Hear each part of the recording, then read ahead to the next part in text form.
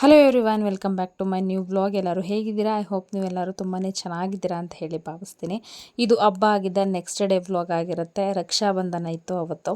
ರಕ್ಷಿ ತುಂಬ ಚಿಕ್ಕವನಿದ್ದಾಗ ಅಳ್ತಾ ಇದ್ದ, ಅಮ್ಮ ನನಗೆ ರಾಖಿ ಕಟ್ಟೋರು ಯಾರೂ ಇಲ್ಲ ಅಂತ. ಆವಾಗ ನಾನು ಪಕ್ಕದ ಮನೆ ಅವ್ರ ಅಕ್ಕನ ಕರೆದು ನಾನೇ ರಾಖಿ ಕಟ್ಟಿಸಿ, ರಾಖಿನ ನಾನೇ ಕೊಟ್ಟು ಅವಳ ಕೈಲಿ ಕಟ್ಟಿಸಿ ಅವಳಿಗೆ ಗಿಫ್ಟ್ನ ಕೊಟ್ಟು ಕಳಿಸಿದ್ದು. ಅಷ್ಟೊಂದು ಅಳ್ತಾ ಇದ್ದ ರಕ್ಷಿ ಅವಾಗ. ಇವಾಗೇನಿಲ್ಲ, ಅವ್ರ ಅಕ್ತಿರೆಲ್ಲ ಬಂದು ರಾಖಿನ ಕಟ್ತಾರೆ. ಅವನಿಗೆ ತುಂಬ ಖುಷಿ, ಏನೋ ರಾಖಿ ಕಟ್ಟಿಸ್ಕೊಳ್ಳೋದು ಅಕ್ತಿರ ಕೈಲಿ ಅಂತ ಹೇಳಿದ್ರೆ.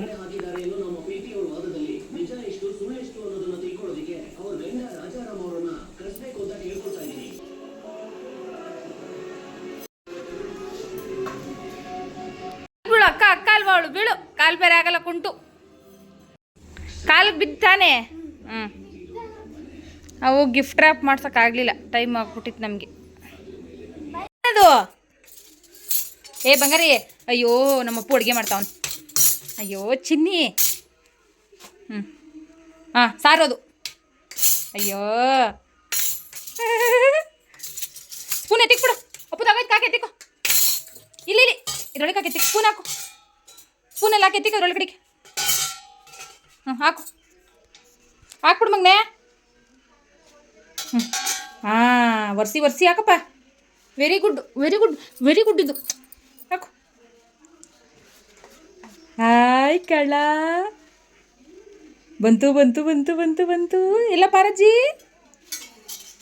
ಅಪ್ಪೋ ಇಲ್ಲಿ ಬಂತು. ಇಲ್ಲೋಡಿಲಿ, ಎಲ್ಲೋದ್ಲಮ್ಮ? ಪಿ ಹೊಂಟೋದ್ಲ ಅವಳು. ಎಲ್ಲಪ್ಪ ಅಮ್ಮ? ಬಾಯ್ ಮಾಡ್ಬಿಡಿಲಿ. ಅಪ್ಪ ಇಲ್ಲೋಡಿಲಿ, ಅದಕ್ಕೆ ಬಾಯ್ ಮಾಡ್ಬಿಡು ಅದಕ್ಕೆ. ಏಯ್ ಬಾಯ್ ಮಾಡ್ಬಿಡೋದಕ್ಕೆ, ಬಾಯ್ ಮಾಡು. ಈ ಕೊಡಿಲ್ಲ ನಮ್ಮ ಮನೆ ಸೌಟ್ ಕೊಡು, ನಾನು ಸೌಟ್ ಬೇಕು. ಸೌಟ್ ಕೊಡು. ಅನ್ನ ಮಾಡೋಣ, ಅನ್ನ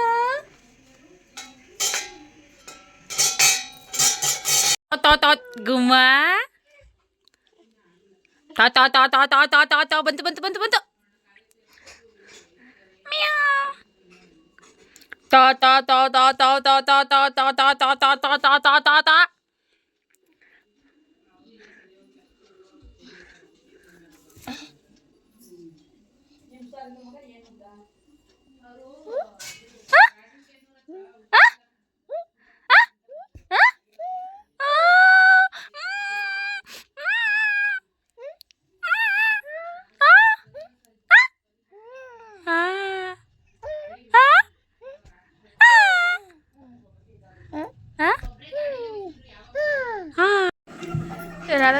ರಾಧಾಕೃಷ್ಣ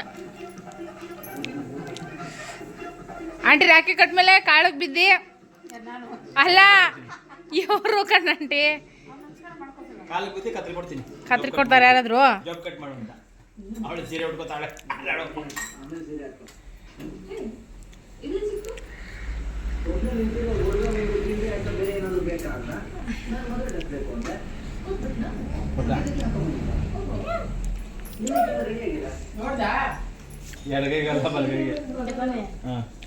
ಏ ರಾಧಾಕೃಷ್ಣ ನಿನ್ ಕಡೆ ಬರಂಗ್ ಕಟ್ರಂಟಿ.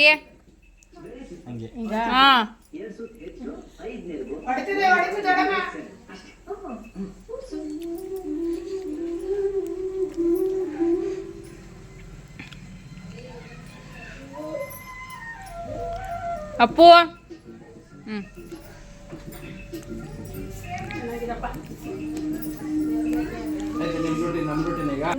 ಇವಾಗ ನಿಮ್ಮ ಡ್ಯೂಟಿ ಏನು ಕೊಡ್ತೀರಾ? ಲೋಡಲ್ಲಿ ಚಿಕ್ಕಮ್ಮರು ಹಬ್ಬ ಆಗಿದ್ದು ನೆಕ್ಸ್ಟ್ ಡೇ ತಮ್ಮನಿಗೆ ರಾಖಿ ಕಟ್ಟಬೇಕು ಅಂತ ಹೇಳಿ ಪಾಪ ಬೆಳಗ್ಗೆನೇ ಬಂದಿದ್ದರು.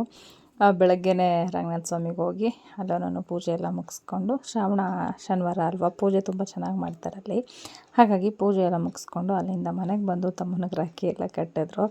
ಆಮೇಲೆ ನಾವು ಲಕ್ಷ್ಮಿನೆಲ್ಲ ತೆಗ್ದುಬಿಡ್ತೀನಿ ಅಂತ ಹೇಳ್ತಾ, ಅದಕ್ಕೆ ಚಿಕ್ಕಮ್ಮ ಪಾಪ ಹೆಲ್ಪ್ ಮಾಡಿ ಲಕ್ಷ್ಮಿನೆಲ್ಲ ತೆಗಿಯೋದಕ್ಕೆ. ಲಕ್ಷ್ಮಿನೆಲ್ಲ ತೆಗೆದು ಹಬ್ಬದ ಮುಂಚೆ ಏನೇನೆಲ್ಲ ಪ್ರಿಪ್ರೇಷನ್ಗೆ ಎತ್ಕೊಂಡಿರ್ತೀವೋ ಅದನ್ನೆಲ್ಲ ಅದ್ರ ಜಾಗಕ್ಕೆ ಸೇರಿಸೋದು ದುಡ್ಡು ಟಾಸ್ಕ್ ಅಂತಲೇ ಹೇಳ್ಬೋದು. ಅದನ್ನೆಲ್ಲ ನೀಟಾಗಿ ಅದ್ರ ಜಾಗಕ್ಕೆ ಎತ್ತಿಟ್ಟೆ. ಸಂಜೆ ಮೇಲೆ ಚಿಕ್ಕಮ್ಮರು ಹೊರಟ್ರು. ಮತ್ತು ನೈಟು ಪೂಜೆ ಇರ್ತಾಳೆ ಅಂತ ಅಂದ್ಕೊಂಡೆ. ಅವಳು ಇಲ್ಲ ನಾನು ಹೊರಡ್ತೀನಿ, ಸ್ವಲ್ಪ ನನಗೂ ಕೆಲಸಗಳಿದೆ ಬೆಳಿಗ್ಗೆಗೆ ಅಂಥೇಳಿ ಅವಳು ಹೊರಟ್ಬಿಟ್ಲು. ಎಲ್ಲರೂ ನೈಟೇ ಖಾಲಿ ಆಗಿಬಿಟ್ರು. ನೆಕ್ಸ್ಟ್ ಡೇ ನಾನು ದೋಸೆ ಅಲ್ಲ ಸಾರಿ ಇಡ್ಲಿ ಮಾಡೋಣ ಮತ್ತು ಉದ್ನೋಡೆ ಮಾಡೋಣ, ತುಂಬ ದಿನ ಆಗಿಬಿಟ್ಟಿದೆ ಅಂತ ಹೇಳಿಬಿಟ್ಟು ಇಡ್ಲಿಗೆ ನೆನೆ ಹಾಕಿದ್ದೆ. ಅದು ತುಂಬ ಚೆನ್ನಾಗಿ ಹುಳಿ ಬಂದಿತ್ತು. ಇಡ್ಲಿ ಈ ರೀತಿ ಬಂದರೆ, ಉಬ್ಬಿ ಬಂದರೆ ಮಾತ್ರ ತುಂಬ ಸಾಫ್ಟಾಗಿ ಚೆನ್ನಾಗಾಗೋದು. ನಾನು ಅದೇ ಅಂದ್ಕೊಂಡೆ ಬರುತ್ತೋ ಏನೋ ಅಂತ. ಇಲ್ಲ, ತುಂಬ ಚೆನ್ನಾಗಿ ಬಂದಿತ್ತು. ನಂದೀಶ್ವರಿಗೆ ಬರೀ ಪ್ಲೈನ್ ಇಡ್ಲಿ ಅಷ್ಟೊಂದು ಇಷ್ಟ ಆಗೋದಿಲ್ಲ. ರಕ್ಷಿನೂ ಇರಲಿಲ್ಲ, ರಕ್ಷಿಗೆ ಪ್ಲೈನ್ ಇಡ್ಲಿ ಅಂದರೆ ಇಷ್ಟ. ಹಾಗಾಗಿ ಅವನು ಇರಲಿಲ್ವಲ್ಲ, ನಾವು ಮಾತ್ರನೇ ಅಲ್ವಾ ಅಂತ ಹೇಳಿಬಿಟ್ಟು ನಾವು ಇದ್ದಿದ್ದಕ್ಕೆ ಮಸಾಲೆ ಇಡ್ಲಿ ಮಾಡ್ಕೊಳ್ಳೋಣ ಅಂತ ಹೇಳಿಬಿಟ್ಟು ಮಸಾಲೆ ಇಡ್ಲಿನ ಮಾಡ್ಕೊತಾಯಿದ್ದೀನಿ. ತುಂಬ ದಿನಗಳಾಗ್ಬಿಟ್ಟಿತ್ತು ಮಸಾಲೆ ಇಡ್ಲಿನ ಮಾಡಿ. ಟೋಟಲಾಗಿ ಇಡ್ಲಿ ಮಾಡೇ ತುಂಬ ದಿನ ಆಗಿಬಿಟ್ಟಿತ್ತು. ಹಾಗಾಗಿ ಇವತ್ತು ಮಸಾಲ ಇಡ್ಲಿನ ಮಾಡಿದ್ದೆ ತಿಂಡಿಗೆ. ಮತ್ತು ಇಡ್ಲಿ ಅದ್ರ ಜೊತೆ ಕಾಂಬಿನೇಷನಾಗಿ ಉದ್ನೋಡೆ ಮಾಡಿದ್ದೆ. ಈ ಥರ ಇಡ್ಲಿ ಮಾಡ್ಕೊಂಡಾಗ ಸಿಂಪಲಾಗಿ ಚಟ್ನಿ ಮಾಡಿಕೊಂಡ್ರೆ ಸಾಕು, ತುಂಬ ಚೆನ್ನಾಗಿರುತ್ತೆ. ಬರೀ ಪ್ಲೈನ್ ಇಡ್ಲಿ ಮಾಡ್ಕೊಂಡಾಗ ಸಾಂಬಾರು ಮತ್ತು ಚಟ್ನಿ ಎಲ್ಲನೂ ಇರಬೇಕು. ಈ ಥರ ಇಡ್ಲಿಗೇನೋ ನಮ್ಗೆ ಬರೀ ಚಟ್ನಿನೇ ಸಾಕು ಅಂತ ಹೇಳಿದ್ರು ನಂದೀಶ್ವರು. ಹಾಗಾಗಿ ಸಣ್ಣದಾಗಿ ಸಬ್ಸಿಗೆ ಸೊಪ್ಪು ಹಾಕಿದ್ರೆ ತುಂಬ ಟೇಸ್ಟ್ ಚೆನ್ನಾಗಿರುತ್ತೆ. ಅದಕ್ಕೆ ಸಬ್ಸಿಗೆ ಸೊಪ್ಪು, ಈರುಳ್ಳಿ, ಕ್ಯಾರೆಟ್ ಎಲ್ಲನೂ ಹಾಕಿ ನಂದೀಶ್ವರಿಗೆ ತುಂಬ ಚೆನ್ನಾಗಿ ಅವ್ರಿಗಿಷ್ಟ ಆಗೋ ಥರ ಇಡ್ಲಿನ ಮಾಡಿಕೊಟ್ಟೆ. ಇಡ್ಲಿ ಹಿಟ್ಟು ಉಬ್ಬಿ ಬಂದ್ರೂ ಅದು ತುಂಬ ಸಾಫ್ಟಾಗಿ ಆಗಿಲ್ಲ ಇಡ್ಲಿ ಅಂತ ಹೇಳಿದ್ರೆ, ಬೇಯಿಸ್ತೀವಲ್ಲ ನಾವು ಅವಾಗೇನಾದರೂ ಫಾಲ್ಟ್ ಆಗಿರುತ್ತೆ. ಇಡ್ಲಿನ ತುಂಬ ಜಾಸ್ತಿನೂ ಬೇಯಿಸಬಾರ್ದು, ಅದಕ್ಕೂ ಒಂದು ಮೀಡಿಯಮ್ ಅಂತ ಇರುತ್ತೆ. ನೀವು ಒಂದಿಷ್ಟು ನಿಮಿಷ ಅಂತ ಇಟ್ಕೊಂಡು ಅಷ್ಟು ನಿಮಿಷದಲ್ಲಿ ಬೇಯಿಸ್ಕೊಳ್ಳಿ, ಜಾಸ್ತಿ ಬೇಯಿಸಬಾರ್ದು, ಆವಾಗ್ಲೂ ಗಟ್ಟಿ ಆಗುತ್ತೆ. ಉದ್ನೋಡೆಗೆಲ್ಲ ಒಂದು ಕಡೆ ರೆಡಿ ಮಾಡ್ಕೊತಾ ಇದ್ದೀನಿ. ಇಡ್ಲಿಗೆ ಒಂದು ಕಡೆ ಇಟ್ಟೆ. ನನಗೆ ಪರ್ಸ್ನಲಿ ಇಡ್ಲಿಗಳಿಗೆಲ್ಲ ಈ ಹೋಟ್ಲುಗಳಲ್ಲಿ ಕೊಡ್ತಾರಲ್ಲ ಕೆಂಪು ಚಟ್ನಿ ಇಷ್ಟ ಆಗುತ್ತೆ, ಗ್ರೀನ್ ಚಟ್ನಿ ಅಷ್ಟೊಂದು ಇಷ್ಟ ಆಗೋದಿಲ್ಲ. ಅದಕ್ಕೆ ಇವತ್ತು ಕೆಂಪು ಚಟ್ನಿನೇ ಮಾಡ್ಕೊಂಡಿದ್ದೆ. ಮತ್ತು ಉದ್ನೋಡೆನೂ ಮಾಡ್ಕೊಂಡಿದ್ದೆ. ಉದ್ನೋಡೆ ಅಂತೂ ತುಂಬ ಅಂದರೆ ತುಂಬ ಚೆನ್ನಾಗಿ ಬಂದಿತ್ತು, ತುಂಬ ಕ್ರಿಸ್ಪಿಯಾಗೂ ಬಂದಿತ್ತು. ಫಸ್ಟು ನಂದೀಶ್ವರಿಗೆ ಮತ್ತು ಅತ್ತೆಗೆ ಇವ್ರಿಗೆಲ್ಲರಿಗೂ ತಿಂಡಿ ಕೊಟ್ಬಿಟ್ಟೆ. ನಾನು ಇವತ್ತು ಗುರುವಾರ ಬೇರೆ ಆಗಿತ್ತಲ್ಲ, ಹಾಗಾಗಿ ರಾಯರು ಪೂಜೆ ಮಾಡಿಬಿಟ್ಟು ಆಮೇಲೆ ಲೇಟಾಗೇ ತಿಂಡಿ ತಿನ್ನೋಣ ಅಂತ ಹೇಳ್ಬಿಟ್ಟು ಫಸ್ಟ್ ಅವರಿಬ್ರಿಗೆ ಹಾಕ್ಕೊಡ್ತಾಯಿದ್ದೀನಿ. ರಕ್ಷಿಗೆ ಫೋನ್ ಮಾಡಿದ್ದಕ್ಕೆ, ಅಮ್ಮ ಉದ್ನೋಡೆ ಮಾಡಿದ್ಯಾ, ನನಗೂ ಬೇಕು ಅಂತ ಹೇಳ್ದೆ. ಅವನು ಸಂಜೆ ಬರ್ತಾನೆ, ಅವ್ನಿಗೊಂದು ಸ್ವಲ್ಪ ಎತ್ತಿಡೋಣ ಅಂತ ಹೇಳಿಬಿಟ್ಟು ಈಗ ನಂದೀಶ್ವರಿಗೆ ಮತ್ತು ಅಮ್ಮಂಗೆ ನನಗೆ ಎಷ್ಟು ಬೇಕಷ್ಟು ಮಾತ್ರ ಹಾಕ್ಕೊಡೋಣ ಅಂಥೇಳಿ ಅತ್ತೆ ನಾನು ಒಬ್ಳಿಗೋಸ್ಕರನೇ. ಆಮೇಲೆ ಮತ್ತೆ ಉದ್ನೋಡೆ ಮಾಡೋದಕ್ಕೆ ಆಗಲ್ಲ, ಒಬ್ಬೊಬ್ರಿಗೆ ಮಾಡ್ಕೊಳ್ಳೋದಕ್ಕೆ ಬೇಜಾರು. ಹಾಗಾಗಿ ಅವ್ರಿಗೆ ಮಾಡ್ತಿದ್ನಲ್ಲ ಆವಾಗಲೇ ನನಗೂ ಮಾಡಿ ಎತ್ತಿಟ್ಬಿಟ್ಟು ಅವ್ರಿಗೆಲ್ಲ ತಿಂಡಿ ಕೊಟ್ಬಿಟ್ಟು ಆಮೇಲೆ ನಾನು ದೇವ್ರ ಮನೆಗೆ ಹೋಗಿ ನೀಟಾಗಿ ದೇವ್ರದ್ದೆಲ್ಲ ಅಲಂಕಾರ ಮಾಡಿ, ರಾಯರು ಆರಾಧನೆ 2ನೇ ದಿನ ಅವತ್ತು.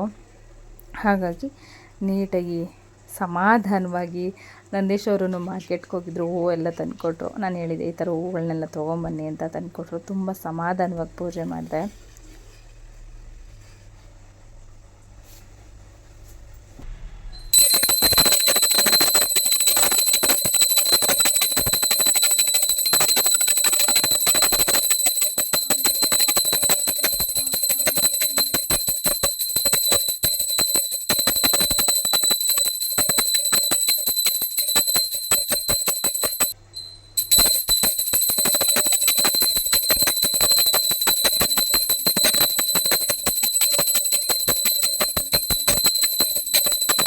ಯಾಕೋ ಗೊತ್ತಿಲ್ಲ, ರಾಯರಿಗೆ ಕೆಲವೊಂದು ಸರಿ ಪೂಜೆ ಮಾಡ್ಬೇಕಾದ್ರೆ ಅಳು ಬಂದ್ಬಿಡುತ್ತೆ. ಅದು ಸರಿನಾ ತಪ್ಪಾ, ಒಳ್ಳೇದಕ್ಕೆ ಕೆಟ್ಟದಕ್ಕೆ ನಿಜವಾಗ್ಲೂ ನನಗೆ ಗೊತ್ತಿಲ್ಲ.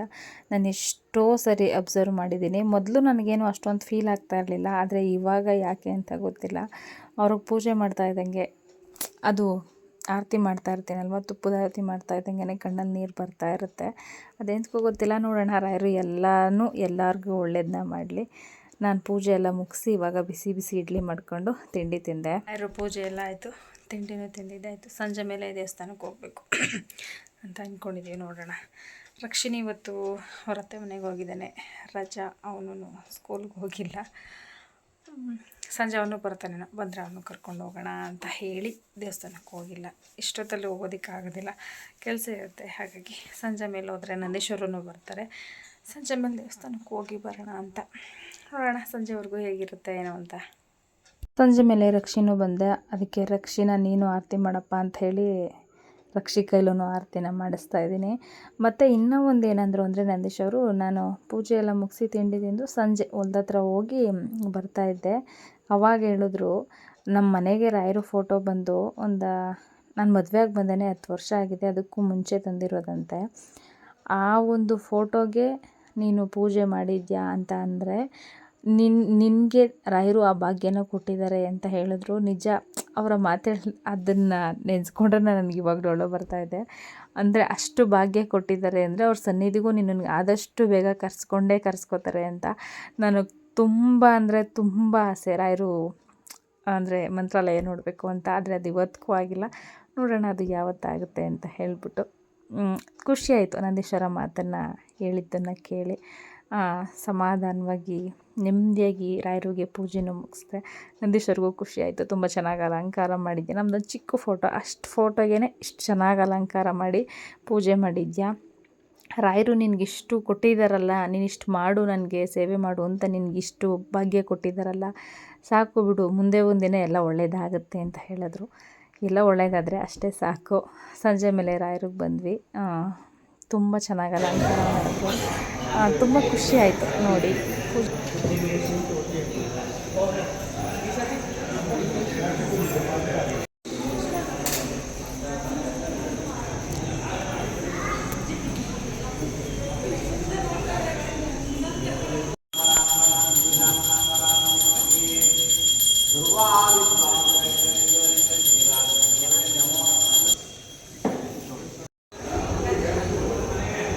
ಪೂಜೆ ಎಲ್ಲ ಮುಗಿಸಿದ್ವಿ. ಪೂಜೆ ಎಲ್ಲ ಮುಗಿಸ್ಕೊಂಡು ನಾನು ಬಂದೆ. ಇವ್ರು ಬಂದು ನನಗೆ ತುಂಬ ಅಂದರೆ ತುಂಬಾ ಹೆಲ್ಪ್ ಮಾಡಿದ್ದಾನೆ ಪಾಪ. ನಾನು ಯೂಟ್ಯೂಬ್ ಸ್ಟಾರ್ಟ್ ಮಾಡಿದಾಗ, ಅಕ್ಕ ನೀವು ಈ ರೀತಿ ಮಾಡಿದ್ರೆ ಈ ರೀತಿ ಆಗುತ್ತೆ ಅಂತ ಹೇಳ್ಬಿಟ್ಟು.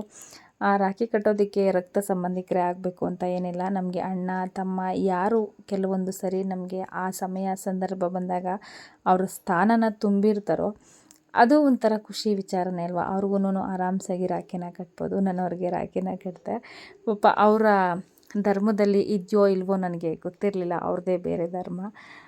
ಧರ್ಮ ಎಲ್ಲ ಯಾವುದಕ್ಕ, ಪ್ರೀತಿ ವಿಶ್ವಾಸ ಮುಖ್ಯ ಅಲ್ವಾ. ನೀವು ಆರಾಮಾಗಿ ರಾಖಿನ ಕಟ್ಟಿ ಅಂತ ಹೇಳಿ ಪಾಪ ಕಟ್ಟಿಸ್ಕೊಂಡ. ಅದು ನನಗೆ ಖುಷಿ ವಿಚಾರ. ನಾನು ಭಯದಲ್ಲೇ ತೊಗೊಂಡೋದೆ. ಕಟ್ಟಿಸ್ಕೊತಾನೋ ಇಲ್ವೋ ಏನೋ ಪಾಪ ಅಂತ ಹೇಳ್ಬಿಟ್ಟು. ಇಲ್ಲ ಅಕ್ಕ ಕಟ್ಟಿ, ನೀವೇನು ಇದು ಮಾಡ್ಕೊಬೇಡಿ ಅಂತ.